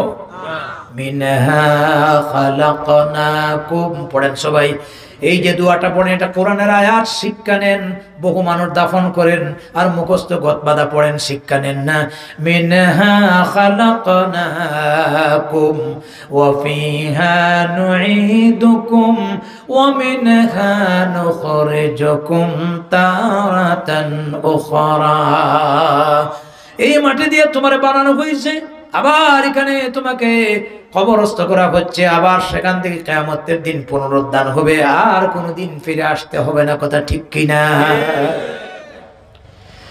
আল্লাহ বলবেন আর দেওয়া হবে না, তবে শোনো তোমাদের আরেকটা পাওনা আছে যেটা তোমাদের অজানা। সুবহানাল্লাহ বলেন। জান্নাতীরা আনন্দে মাতোয়ারা হয়ে যাবে। রব্বুল আলামিন জান্নাতের যতগুলি শান্তি, যা চাওয়ার যা পাওয়ার আমাদের চিন্তার বাহিরে সব পাইলাম, এরপরেও আরো কি পাওয়ার আছে আল্লাহ পাক বলেন সেটা হলো তোমাদের 60, 70, 90, 80 বছরের জীবন যার জন্য ইবাদত করলা তারে কি তোমরা দেখছো? জান্নাতে বলবে রব্বুল আলামিন আমরা তো দেখি নাই। আল্লাহ পাক বলবেন তোমাদের জান্নাতের ভিতরে সবচেয়ে বড় চাওয়া পাওয়া সেটা হলো মাঝে মাঝে আমি আল্লাহর সঙ্গে তোমাদের মুলাকাত হবে। বেহেশতিনা আল্লাহর সঙ্গে মুলাকাত হবে, দেখা হবে। এই কথা শোনার পরে একেবারে মাতোয়ারা হয়ে যাবে। আল্লাহ ফেরেশতাদেরকে বলবেন এবার একটা কাজ করো, জান্নাতটারে নতুন করে সাজাও। সাজাইতে সাজাইতে এই জায়গায় প্রায় 70,000 বছর লাগবে। কয় হাজার? 70,000 বছর লাগবে সাজাইতে সাজাইতে। এরপরে সাজানোর পরে আল্লাহ পাক বলবেন ঠিক আছে সাজানো হয়ে গেছে, পরিপাটি হয়ে গেছে, এবার 70,000 নূরের পর্দা উঠিয়ে দাও। 70,000 নূরের পর্দা মাঝখান থেকে উঠিয়ে দেওয়া হবে। জান্নাতীদেরকে বলা হবে তোমাদের মাবুদকে, মহান আল্লাহকে এবার দেখো। আল্লাহ দেখতে গিয়া ওই জান্নাতীদের মাঝখানে কত হাজারো বছর চলে যাবে, জান্নাতীরা টের পাবে না। আল্লাহ বলছেন ওয়াইন্দা লিকাኢ রাব্বিহি, রোজাদারের সবচেয়ে বড় পাওনা হলো সেই দিন আমি আল্লাহর সঙ্গে রোজাদারের সাক্ষাৎ হবে। সুবহানাল্লাহ। সে আল্লাহর সাথে দেখা করতে চান? কারা চান? দুহাত উঁচু করেন, দুহাত। আলহামদুলিল্লাহ। নারায়ে তাকবীর। আর জোরে নারায়ে তাকবীর। হাত নামান। যদি আল্লাহর সঙ্গে দিদার চান, আল্লাহর দেখা চান, কোরআনে কারীমে আল্লাহ রাব্বুল আলামিন তিনি অন্য জায়গায় বলেছেন فمن كان يرجو لقاء ربه فليعمل عملا صالحا ولا يشرك بعبادة ربه أحدا যারা ময়দানে মাহশরে আমি আল্লাহর সঙ্গে সাক্ষাৎ কামনা করে তারা যেন দুইটা কাজের প্রতি মনোযোগী হয়। কয়টা? খুব গুরুত্বপূর্ণ বিষয়গুলি শোনেন, কয়েক মিনিটের ভিতরে শেষ করে নিব। একটা হলো ফালইয়ামাল আমালান সালিহা, তারা জীবনের সকল ক্ষেত্রে যেন নেক আমল করে। আর আরেকটা হলো ওয়ালা ইউশরিক বিইবাদাতি রাব্বিহি আহাদা, আমি আল্লাহর সাথে যেন কাউকে শরীক না করে শিরক মুক্ত ইবাদত করি। এই দুই কাজ যারা করবে আমি তাদেরকে ঘোষণা দিলাম অবশ্যই অবশ্যই কিয়ামতের দিন ময়দানে মাহশরে আমি আল্লাহর সঙ্গে তোমাদের মোলাকাত হবে। সুবহানাল্লাহ। এই জন্য ভাইরা আমার, মাহে রমজান একেবারে নিকটবর্তী। আলহামদুলিল্লাহ বলি, আলহামদুলিল্লাহ। এই রমজানের প্রস্তুতি এখন থেকে গ্রহণ করি, করবো তো ইনশাআল্লাহ। কোনো অবস্থাতে সিয়াম ছাড়বো না। রাজি আছেন তো? ছোট ছোট বাচ্চাদেরকে মাঝে মাঝে একটা দুইটা রোজা রাখিয়ে তাদেরকে অভ্যস্ত করবেন। কথা বুঝছেন? কিছু কিছু অভ্যস্ত করবেন। বাচ্চারা কিন্তু দেখবেন এই বয়সে কিন্তু রোজা রাখতে চায়। ছোট বাচ্চারা জিজ্ঞাসা করেন রোজা কয়টা রাখছো? কয় ডেইলি 5টা। ডেইলি কয়টা রাখে? এটা একটা আনন্দ। ইফতারের সময় কাছে রাখবেন, সেহরির সময় কাছে রাখবেন, এটা অভ্যস্ত হবে। অভ্যস্ত হলে পরবর্তীতে আপনার অবর্তমানে সে দেখবেন দিনদার দিনী পরিবেশ তার ভিতরে তৈরি হবে। ঠিক কিনা বলেন? আর আরেকটা জিনিস করবেন, ইফতার, অন্যদেরকে ইফতার করাবেন। রাসূলুল্লাহ বলেছেন তোমরা যদি পারো, সামর্থ্য থাকে, অন্যদেরকে একটু ইফতার করাও। সাহাবীরা বলেন ইয়া রাসূলুল্লাহ, আমরা তো কাউকে ইফতার করানোর মতো উল্লেখযোগ্য সামর্থ্য নাই। রাসূলুল্লাহ বলেছেন পেট ভরে খাওয়ার নাম ইফতার না, যেই জিনিসটা প্রথমে মুখে দিয়ে রোজা ভাঙ্গা হয় তার নাম ইফতার। এতে যদি খেজুরের একটা টুকরাও হয়, অথবা যদি দুধের একটা ফুটাও হয়, পানি যদি 1 গ্লাস হয়, এতটুকু দিয়ে ইফতার করাও। এই কাজটা যারা করবেন কিয়ামতের দিন ময়দানে মাহশরে আল্লাহ পাক জান্নাতে হাউজে কাউসারের পানি দ্বারা ইফতার করাবে। সুবহানাল্লাহ। এই কাজটা করতে পারবো ইনশাআল্লাহ। আর একে অপরের প্রতি আমরা সহমর্মিতা রাখবো। হিংসা, বিদ্বেষ, রিয়া, অহংকারী, কারো বিরোধিতা করা, চুগলখড়ি করা, এগুলা থেকে বেঁচে থাকবো। করতে পারবো ইনশাআল্লাহ। আমাদের সমাজের ভিতরে হিংসা আছে কি নাই? হ্যাঁ, চুগলখড়ি আছে কি নাই? দোকানে বসে বসে আপনি যদি আরেকজনের গল্প করেন বিরোধিতা, সারা দিনের রোজা সব শেষ। ঠিক কিনা? বেশি বেশি করে জবানটাকে কন্ট্রোল রাখবেন। রাসূলুল্লাহ শিখাই দিয়েছেন রোজা রেখে 4টা আমল করা সহজ। কাজে থাকেন, ব্যবসায় থাকেন, চাকরিতে থাকেন, বাড়িতে থাকেন, 4টা আমল। কয়টা? 4টা। 1 নম্বরে হলো লা ইলাহা ইল্লাল্লাহর জিকির করা। কিসের জিকির? লা ইলাহা ইল্লাল্লাহ। দেখেন এটা পরিপূর্ণ কলিমা। আমরা এটাকে খণ্ডিত বানাইছি, ইল্লাল্লাহ ইল্লাল্লাহ ইল্লাল্লাহ। এটা ঠিক না। আল্লাহ তাআলার কলিমা পুরা, ও তাম্মাত কালিমাতুন সিদকিন ওয়া আদলা। আল্লাহ তার কলিমারে পরিপূর্ণ করেছেন। আপনি কেন ব্যঙ্গে ব্যঙ্গে করবেন? আপনার কে অধিকার দিছে? ইল্লাল্লাহর জিকির করতে করতে গাছে উঠে আছে কি নাই? ইদানিং যে অবস্থা শুরু হয়েছে, আল্লাহ মাফ করুক। কথা বুঝছেন? কারে কথা বলবো?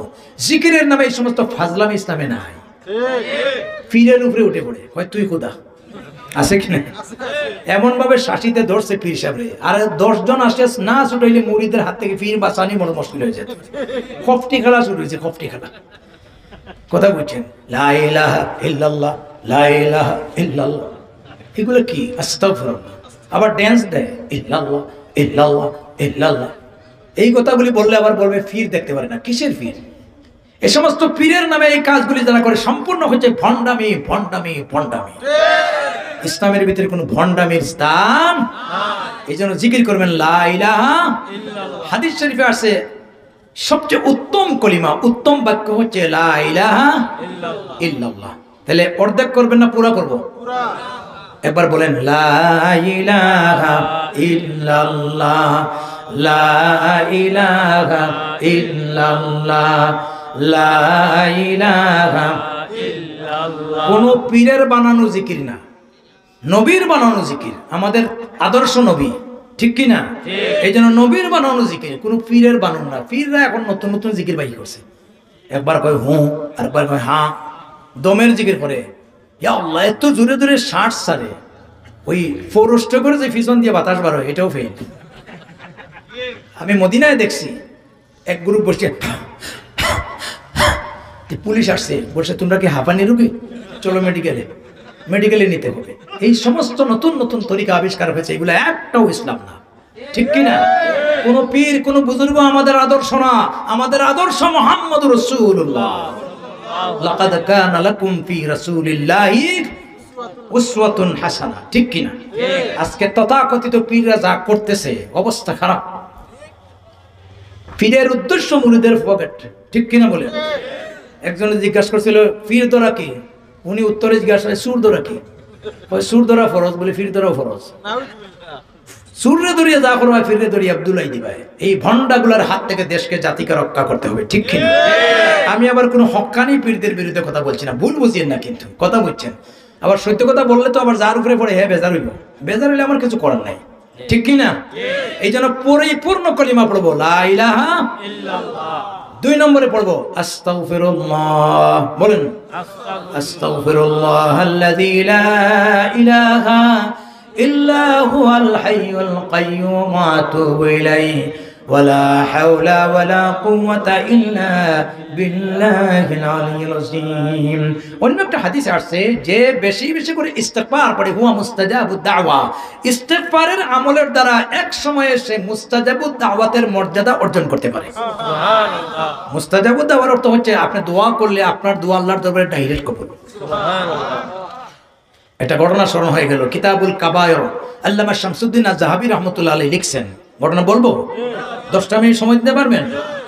দেখেন এগুলো পড়াশোনা করে বলছি, মুখস্থ না। উনি লিখছেন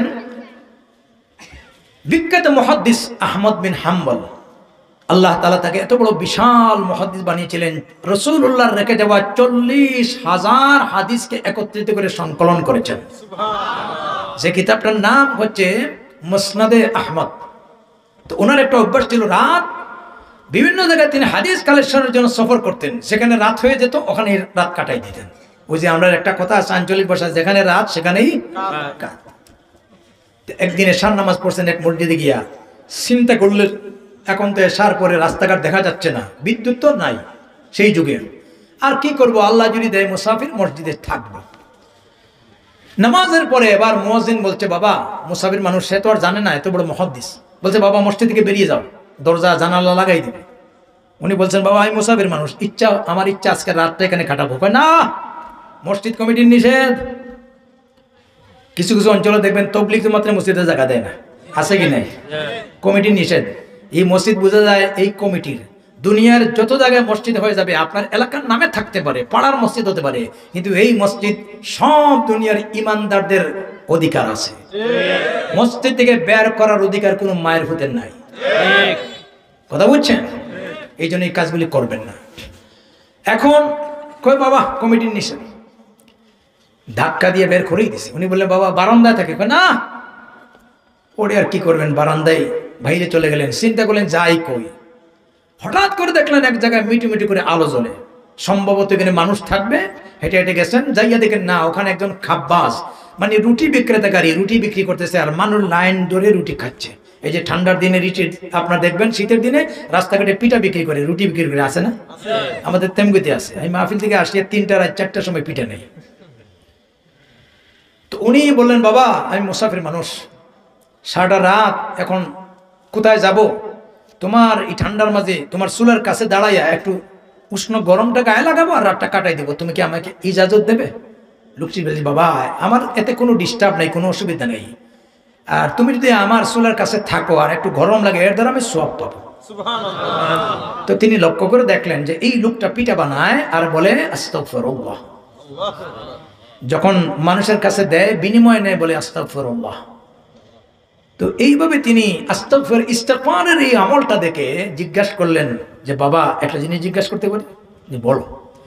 যে পিঠা বানানোর সময় বলো আস্তাগফিরুল্লাহ, পিঠা বিক্রি করার সময় বলো আস্তাগফিরুল্লাহ, বিনিময়টা নেওয়ার সময় আস্তাগফিরুল্লাহ। এই যে আমলটা, এটার বিনিময় তুমি কি পাইছো? যিনি বলতেছেন আর যারা বলতেছেন সে জানে না, তার সাথে কথা বলতেছেন বিশ্ববিখ্যাত মুহাদ্দিস। সুবহানাল্লাহ, সুবহানাল্লাহ। আহমদ বিন হাম্বল। বলছে বাবা তুমি মুসাফির মানুষ, তোমারে কি বুঝাবো? আলেমদের জবান থেকে আমি হাদিস শুনছি, আল্লাহর রাসূল নাকি বলেছেন যে বারবার ইস্তেগফার পড়ে ইস্তেগফারের আমল করতে করতে এক পর্যায়ে এসে আল্লাহর কাছে মুস্তাজাবু দাওয়াতের দরওয়াজায় পৌঁছে যায়। সুবহানাল্লাহ। এই জন্য আমি ইস্তেগফারের উপরে আমল করতে করতে আমি সেই মর্যাদা আল্লাহর পক্ষ থেকে লাভ করেছি। সুবহানাল্লাহ। আহমদ বিন হাম্বল জিজ্ঞাসা করলেন আনতা মুস্তাজাবুদ দাওয়া, তুমি রুটি বিক্রেতাকারী, তুমি মুস্তাজাবুদ দাওয়া? বলছে কালু বালা, অবশ্যই। বলছে বাবা কেমনে?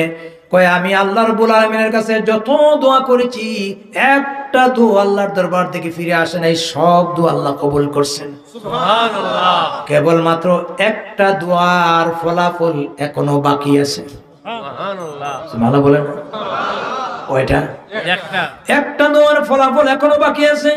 জিজ্ঞাসা করলেন কোন দোয়াটা? বলে আমি আল্লাহর কাছে দোয়া করেছি রব্বুল আলামিন বর্তমান জমানার একজন শ্রেষ্ঠ আলেম আহমদ বিন হাম্বলের নাম শুনেছি, কিন্তু শ্রমিক দিনমজুর মেহনতি মানুষ, আমি তো ওনার সহবতে যাইতে পারি নাই। রব্বুল আলামিন মৃত্যুর আগে বাগে হলেও একটা দিন তোমার এত বড় বিশাল মহান বান্দার সান্নিধ্য লাভ করার তৌফিক দিও। আমার এই দোয়াটা বাকি আছে। আহমদ বিন হাম্বল নিজের সামাল দিতে পারলেন না, বললেন নিশ্চয় তুমি মুস্তাজাবুদ দাওয়া, আল্লাহ পাক এই দোয়াও তোমার কবুল করে ফেলেছেন, যার কারণে আল্লাহ তোমারে আহমদ বিন হাম্বলের কাছে না পাঠাইয়া আহমদ বিন হাম্বলকে তোমার কাছে পাঠিয়ে দিয়েছেন। আনা আহমদ বিন হাম্বল, আমি বললাম আহমদ বিন হাম্বল। এই জন্য বেশি বেশি করে আমরা ইস্তেগফার পড়তে পারবো তো ইনশাআল্লাহ? বলেন আস্তাগফিরুল্লাহ মিন কুল্লি যামবিন ওয়া আতুবু ইলাইহি ওয়ালা হাওলা ওয়ালা কুওয়াতা ইল্লা বিল্লাহিল আলিয়্যিল আযীম। এগুলো দুইটা কাজ। 3 নম্বর কাজ হলো নাসআলুকাল জান্নাহ, বেশি বেশি করে আল্লাহর কাছে জান্নাত কামনা করব, করতে পারবো তো ইনশাআল্লাহ? 4 নম্বর হলো ওয়া নাউযু বিকা মিনান নার, জাহান্নাম থেকে মুক্তি চাইতে পারবো তো ইনশাআল্লাহ? আর রমজানুল মুবারকে একটা নফল বন্দেগী করলে একটা ফরজের সমতুল্য সওয়াব, একটা ফরজের উপরে আমল করলে 70টা ফরজের সমতুল্য সওয়াব। এই জন্য রমজান আল্লাহ তাআলা আরেক জায়গায় পরিচয় দিয়েছেন শাহরু রমাদান আল্লাযী উনজিলা ফীহিল কোরআন, রমজান হচ্ছে কোরআন নাযিলের মাস। বেশি বেশি করে আমরা কোরআন তেলাওয়াত করব, করতে পারবো তো ইনশাআল্লাহ? পারবো তো ইনশাআল্লাহ? আল্লাহ যেন আমাদেরকে তৌফিক দান করুন, বলি আমিন। আর কি ওয়াজ করবো আর তো জানি না, কথা বুঝছেন? এই জন্য শেষ কথা বলতে চাই, বলতে গেলে সারা রাত বলা যাবে ইনশাআল্লাহ, শোনারও আপনাদের আগ্রহ আছে, আমার বিশ্বাস যারা বসছেন ইনশাআল্লাহ সারা রাত যদি আমি কথা বলি শোনার আগ্রহ আছে না? তবে এটাকে ধরে রাখেন। সবচেয়ে বড় কথা হলো কে কথা বলছেন, কোন ব্যক্তি, এটা আমরা দেখবো না, আমরা দেখবো কথাগুলি কার, আল্লাহ নবীর, ঠিক কিনা? কোরআন এবং হাদিসের কথা হবে, এটার নাম হলো ওয়াজ, এটার নাম তাফসীর। তো এই কথাগুলি আমাদের হৃদয়ঙ্গম করার দরকার, আর খালি শুনলে হবে না, আমল করার দরকার। আমল করতে হবে তো, আমল করব। আর এই যে মাহফিলটা হলো, খুশি না বেজার আপনারা? সব মাহফিলগুলিতে আপনারা যাবেন। আমাদের সমাজে আর একটা জিনিস, মাহফিল হয়ে গেছে এখন দলাদলি, আছে কি নাই? অমুক দলের মাহফিল, তমুক দলের মাহফিল। কোরআনে আমরা ভাগবাটোরে করে দিয়েছি। লন্ডনে আমি জালালাবাদ এক মসজিদে ওখানে মাহফিল করার পরে জিজ্ঞাসা করছে, হুজুর একটা জিনিস জিজ্ঞাসা করি, আপনি কোন মসলকের লোক? আমি বললাম আমার মসলকের নাম মসলকে রাসূলুল্লাহ।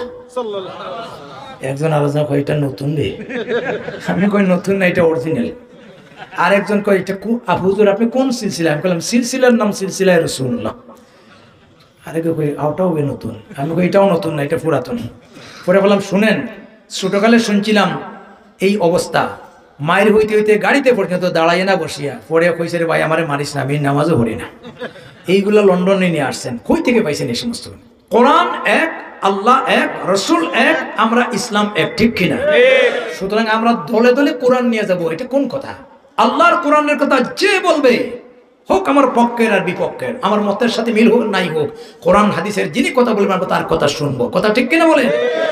এই ধরনের আন্তরিকতা আমরা রাখতে পারবো তো ইনশাআল্লাহ? হযরত বর্ণবী রাহমাতুল্লাহ আলাইহির একটা শের ছিল, মোতাবেদার দোলাদলি পায়ের নিচে দিব ফেলি, জানাই দিব জগৎটাকে ইল্লাল্লাহর আযান।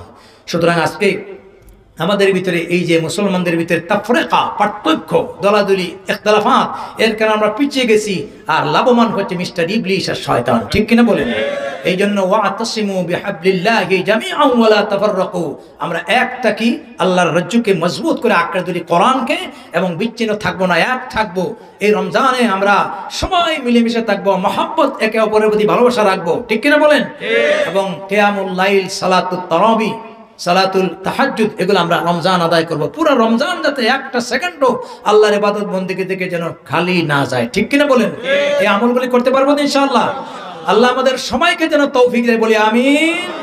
ওয়ামা তাওফীকি ইল্লা বিল্লাহ, আলাইহি তাওয়াক্কালতু ওয়া ইলাইহি উনীব। আপনারা ভালো থাকুন, সুস্থ থাকুন, এই আশাবাদ ব্যক্ত করে কিছু কথা বললাম বাস্তবতার নিরিখে, যদি মনের খেলাপ যায় মাফ করে দিবেন। মাফ করছেন তো ইনশাআল্লাহ? আর এই মাহফিলটা আগামী বছরও হোক, আপনারা কি চান? সহযোগিতা করতে রাজি আছেন? আল্লাহ যেন তৌফিক দেয়, এই আশাবাদ ব্যক্ত করে আমার আলোচনা এখানেই শেষ করে নিচ্ছি। ওয়া আখিরু দাওয়ানা আনিল হামদুলিল্লাহি রাব্বিল আলামিন। ওয়াসসালামু আলাইকুম ওয়া রাহমাতুল্লাহি ওয়া বারাকাতুহু।